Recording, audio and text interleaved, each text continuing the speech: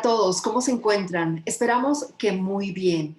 Hoy en Friel te estamos haciendo una evaluación y una lectura a algunas de las mejores noticias para la sostenibilidad, para el medio ambiente y la vida en el mundo durante este año 2020 que termina. Entre ellos, el paso de la Unión Europea de una economía industrial a una economía verde, que es la que da lugar al mejoramiento del bienestar humano y de la igualdad social. Pues para hablar acerca de todos estos hechos positivos en el medio ambiente, lo que estamos haciendo los humanos para tratar de tener un planeta mejor a pesar de la lentitud con la que estamos entendiendo la necesidad de cuidar el planeta, pues vamos a España. Allí se encuentra el académico español Oriol Costa. Él es profesor de Relaciones Internacionales de la Universidad Autónoma de Barcelona. Oriol, qué gusto saludarte. Un saludo para todos los españoles desde Colombia y quisiéramos saber, por favor, a partir de tu vasto conocimiento y experiencia, ¿cuáles son esos hechos? ¿Qué hechos destacarías en este año en lo que tiene que ver con noticias positivas, trascendentes para el planeta y para el cuidado y la preservación de la vida, teniendo en cuenta, entre otras cosas, que estamos en una situación de emergencia climática que está muy conectada, entre otras cosas, con el coronavirus? Bienvenido. Hola, gracias por tu tiempo. Buenos días. En realidad es un fin en este último trimestre en el que hemos conocido algunas noticias importantes en materia de política climática internacional.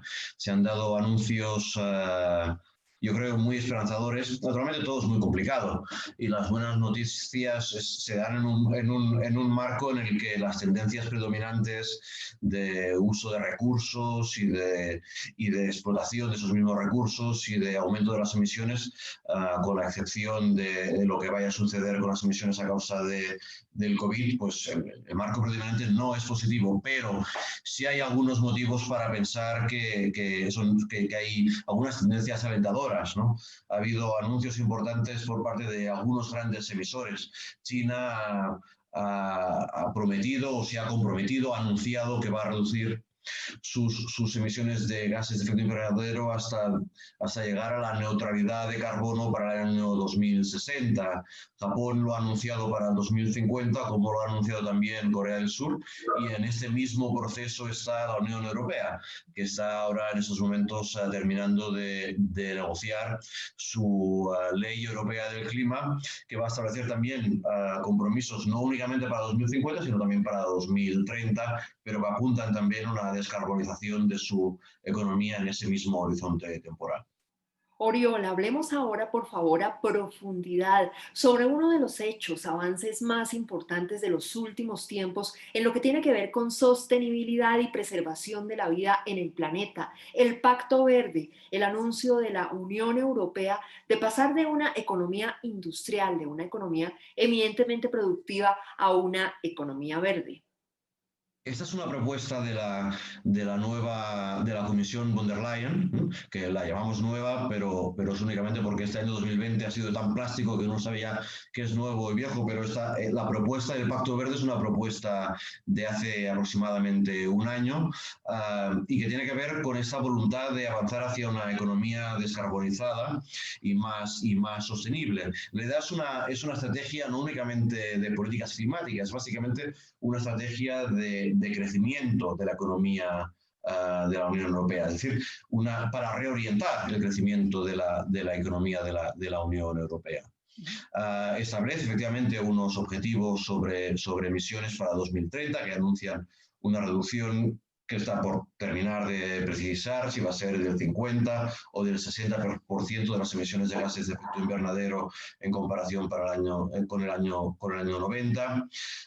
Está el objetivo de largo plazo de la descarbonización para el año 2050, la llamada neutralidad climática para el año 2050, pero en general es una estrategia de reorientación de la economía europea, una estrategia de largo aliento que además se da en el mismo tiempo en el que la Unión necesita poner sobre la mesa una cantidad importante de recursos para reiniciar la economía europea después de los efectos devastadores que la pandemia está teniendo sobre las economías de los Estados miembros. Es una oportunidad que nos brinda, digamos, un hecho espantoso que ha sido, o que está siendo en realidad, y lo que queda todavía, es las distintas olas de esta pandemia, pero que puede dar fuerza al Pacto Verde como estrategia de crecimiento, no únicamente con voluntad política, sino también con recursos reales y económicos para convertir eso en una fuerza motriz importante para la recuperación de la economía.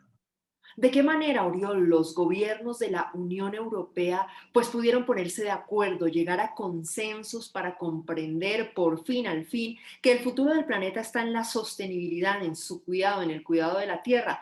¿Cómo se da esta voluntad política que se concreta en el Pacto Verde? La construcción de la voluntad política es una construcción que tiene, en el caso de la Unión Europea, que tiene muchos años de historia y que en realidad tiene que ver con la propia redefinición de cómo la Unión Europea se ve a sí misma y cómo la Unión Europea y cuál es la historia que la Unión Europea cuenta ante el mundo, ante sus propios ciudadanos o ante sus propios Estados miembros sobre para qué sirve esto de la Unión Europea, ¿no? La Unión Europea, la primera, y esto no es una exageración o no es un sentido figurado, sino que literalmente la primera decisión que tomó la Unión Europea sobre la política del clima la toma en junio del 90 y es la decisión de liderar las negociaciones. Los ciudadanos europeos hace 30 años que oyen que la Unión Europea cuando habla de sí misma lo hace en términos de esto, de liderar, entre otros elementos, pero que lo hace en términos de una autodefinición de la Unión Europea como líder de las negociaciones del clima, ¿no? Esto ha dado lugar a una cierta interiorización por parte de la Unión, en los discursos, en las formas en que la Unión se expresa, en los propios tratados de la Unión Europea, de que efectivamente esta es la misión de la Unión, ¿no? Esta es una de las misiones de la Unión Europea.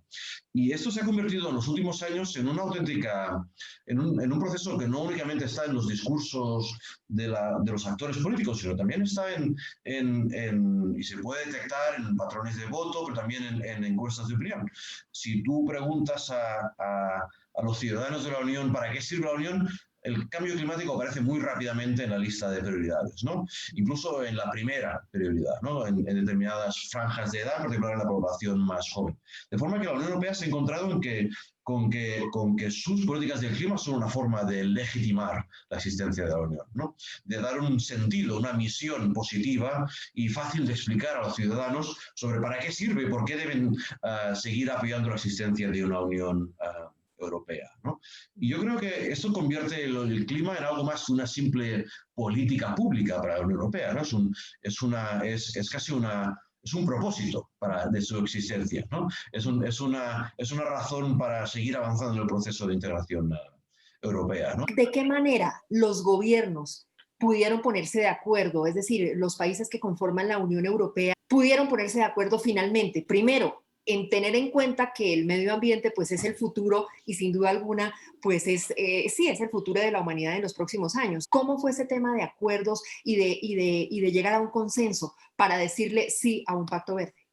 El acuerdo no es total todavía. Hay que decir que el acuerdo no es total todavía y que por ejemplo, la ley europea del clima le falta todavía algunas semanas o algunos pocos meses de negociación. Hay un acuerdo creciente, eso sí, y eso tiene que ver con algunos mecanismos internos de compensación dentro de la Unión Europea que se han planteado y que tienen que ver con fondos, digamos, con transferencias de fondos asociados a lo que llamamos una transición justa, ¿verdad? Hay que pensar que una parte importante de las economías que más van a sufrir el proceso de descarbonización, porque son más dependientes del carbón, son las mismas y que por lo tanto van a tener que transformarse, son las mismas economías que se transformaron ya hace 30 años con el fin de la Guerra Fría y la llegada de un conjunto de países de la Europa Central y Oriental a las economías de mercado, ¿no? Y que por tanto son sociedades que han sufrido ya procesos de transformación bastante dolorosos, digamos, complicados, ¿no? En algunos momentos muy complicados.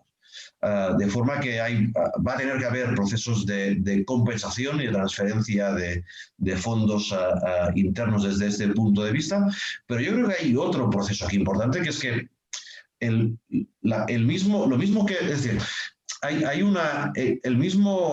un año, cuando la Unión Europea se proponía descarbonizar para el año 2050, la Unión Europea estaba sola, ¿no? O casi sola en este propósito. Ya no está sola en esos propósitos, ¿no? Tenemos China, tenemos Japón, tenemos Corea del Sur. Vamos a ver qué propone Biden también, ¿no? La nueva administración norteamericana a partir del 20 de enero del 2021, ¿no? De forma que hay una cierta convergencia de un conjunto de países o de actores a nivel internacional que hacen que incluso el disenso, la falta de consenso total o de acuerdo final dentro de la Unión Europea, que las voces más discordantes tengan menos espacio de discusión política, ¿no? Desde este punto de vista, el Acuerdo de París de 2015 pone en funcionamiento un ciclo de revisión de los compromisos de los distintos actores internacionales, ¿no? Con el diagnóstico en aquel momento quizá prematuro o quizá, digamos, osado, no sabíamos muy bien si iba a funcionar, de que iba a haber una cierta presión entre pares, digamos, ¿no? De los distintos países los unos con los otros. Naturalmente todo el mundo compara el nivel de ambición de distintos estados, y también un proceso de presión que venía de abajo arriba, ¿no? De la propia sociedad civil, ¿no? Ya sea de grandes ONGs, ya sea el movimiento de los estudiantes de secundaria y universidad, digamos, que bajo el liderazgo de adolescentes escandinavos, digamos, han tomado las calles de medio mundo, ¿no? Y suerte hemos tenido de todo ello, ¿no?